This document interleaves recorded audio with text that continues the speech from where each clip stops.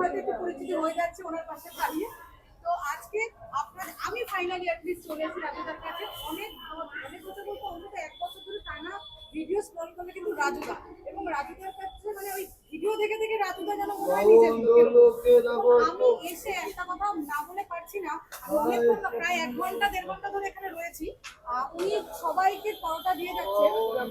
বিজনেসের বাইরে গিয়ে বলছি কিছু কর্মকলাপ এমন করছেন যেটা থেকে বলছি রাজুদা কিন্তু খুবই মানে ভালো মনের মানুষ।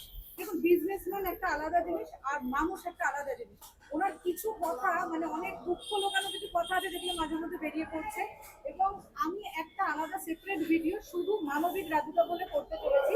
আপনারা চাইলে সেটা দেখতে পারেন। এইটা ফুড রিভিউ আসছে, নেক্সট কিন্তু আসবে একটা মানবিক রাজুদা। ওখানে শুধুমাত্র রাজুদার কিছু কথা সেগুলো আমি তুলে ধরবো, রাজুদার জীবনে। আর রাজুদা যদি কিছু বলতে চান তাহলে বলুন।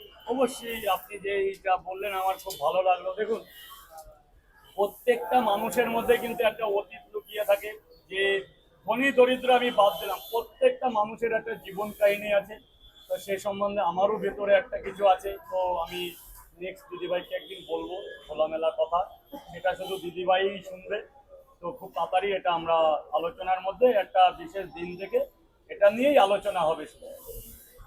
তো সেই ভিডিওটা কিন্তু শুধুমাত্র আমি বারবার বলছি ফুড ছাড়া, মানে ফুড ব্লগ তো ঠিক আছে এটা আসছে, কিন্তু একটা মানবিক রাজুদা বলে কিন্তু একটা আমি ভিডিও করতে চলেছি, যেটা রাজুদার জীবনের স্ট্রাগল, জীবনের দর্শন, যেটা জীবন দর্শন নিয়ে। সবাইকে টাটা।